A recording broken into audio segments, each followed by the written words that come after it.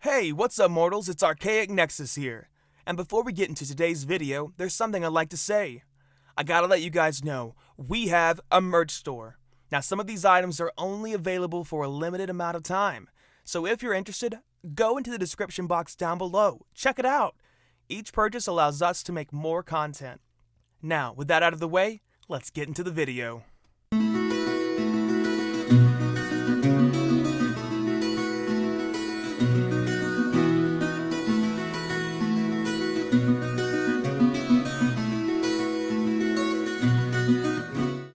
All for One is someone that's lived a long time forming bonds and relationships with those in his life. No matter if he wants to be a secret, he has connections to the world. Not that it's impossible to live your life without ever having relationships, but I believe that he did have a relationship other than his friendship with Dr. Ujiko.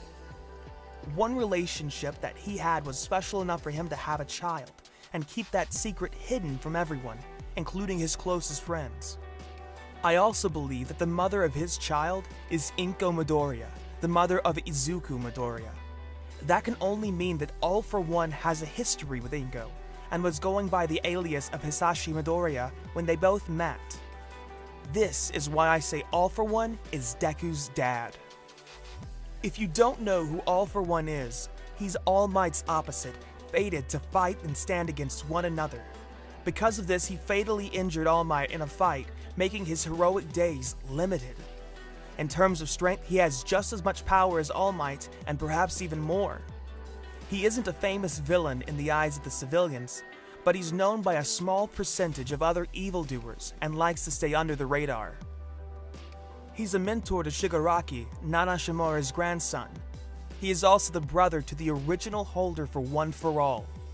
All for One gave his brother a stockpiling quirk, creating the combined power One for All.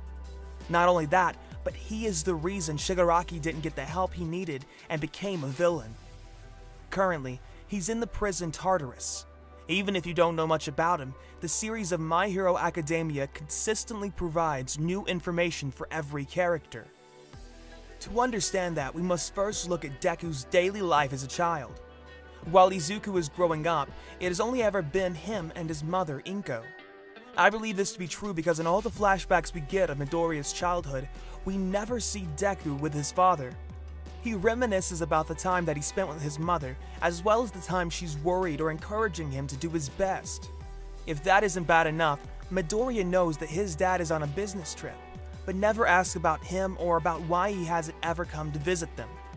Even if it's just a business trip, most parents won't leave for over a decade without coming to at least visit their family. Deku was quirkless as a kid, meaning that he would need advice and to learn about the reality of the world from not only his mother, but also his father. What's the real reason we haven't seen Deku's dad yet?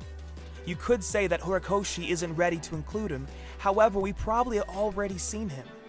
We know that Hisashi Midoriya is on a business trip, but what type of business trip lasts for over an entire decade? This is the only excuse for his absence in the whole story of My Hero Academia. What if he never left town, and is out being a villain without his wife and son knowing? And what if the business that he's talking about is him aiding Shigaraki and a league of villains so that they can become more reliable? Maybe that's the reason for his long hiatus in Izuku's life. After all, Midoriya isn't even his real last name, it's Shigaraki. Why was All for One in hiding? Or why did he disappear for 5 years? You can say that he went away because he was injured, or even because he's afraid of All Might. Still, with the number of powers that are held by him and his followers, I believe he didn't disappear out of fear. It's also difficult to believe that he would withdraw because of injuries, because he has Dr. Ujiko as well as his own personal regeneration quirks. I think that he went into hiding for personal reasons, like to help Shigaraki out with training, and to guide him to be the perfect successor for All for One. Not only that, but also to help Dr. Ujiko with making nomus as well as with his quirk research. All for One has proven just how much he hates All Might by doing some pretty heinous things. Not only did he kill Nana Shimura, but he wounded the symbol of peace, shortening the time that he could save lives. If that wasn't enough, he turned Shigaraki into a villain and is letting him terrorize the children of UA. Among those students is All Might's successor, Izuku Midoriya. To top it all off, he's also the one who ended All Might's career as a hero by forcing him to use all that he had left of One For All. I'm sure there are also other things that he has done that have yet to been disclosed by Horikoshi. Before we get back into the theory, I'd like to say that we've got a second channel called We the Celestials Live. We the Celestials Live is a channel that we stream on 1 to 2 times a week. If you're interested in content like this, make sure you click the icon on the top right corner or check the description box down below for a link to the channel.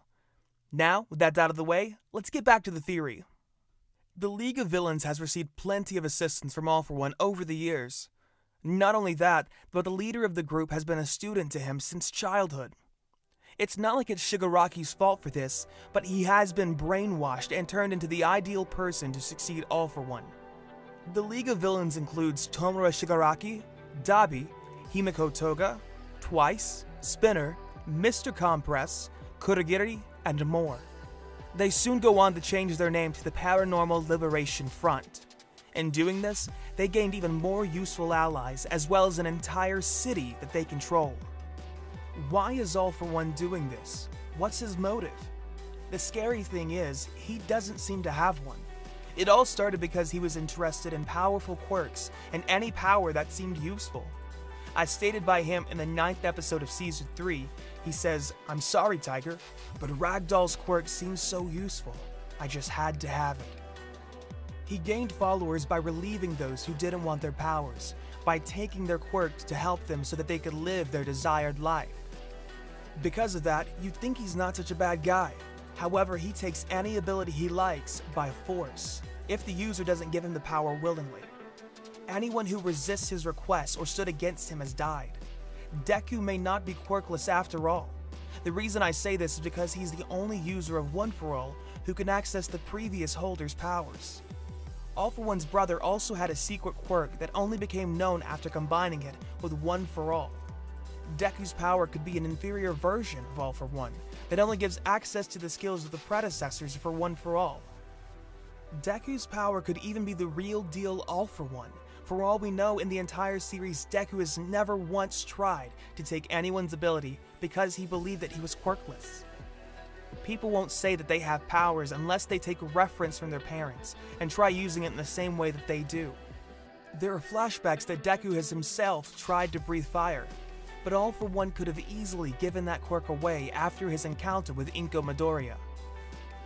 Deku could also be All For One's son just from the similarities in their personalities. They're both obsessed with quirks. The only difference is that All For One takes the ones he likes. They're both highly intelligent, and it's weird for Deku to be as good at using quirks even though he wasn't born with it. All Might barely has to advise Deku, and when he does, it's always double meanings. This is seen in episode 14 of Season 3, when All Might approaches Deku and says, "You're still trying to imitate me." That's just one example of the vague advice All Might gives Deku. All For One has only used Shigaraki because he is Nana's grandson. Of course, their relationship as mentor and student probably started this way. It may not be the case anymore. The reason I say this is because All For One was willing to make sacrifices just for Shigaraki. He went to jail only so that Shigaraki could grow more reliable and mature. If he never did that, Shigaraki wouldn't have been able to attain the power that he currently holds and is receiving, even more to be able to combat the heroic forces. All For One treats Shigaraki as his own son. Shigaraki is Deku's replacement.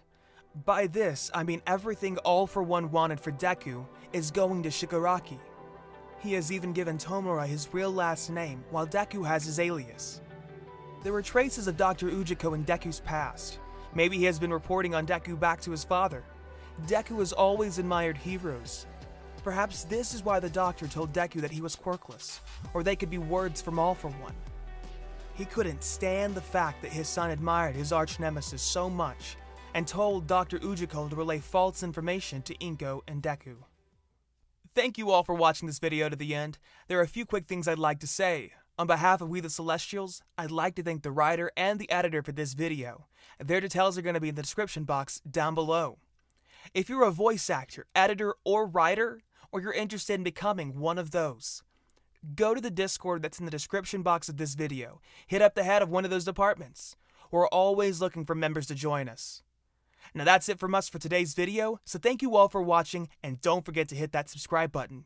And if you're interested, hit that like button. Until next time, peace out, mortals. Have an amazing day.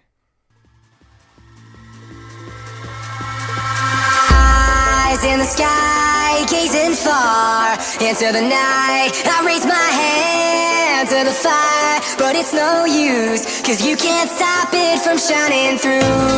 It's true, baby, let the light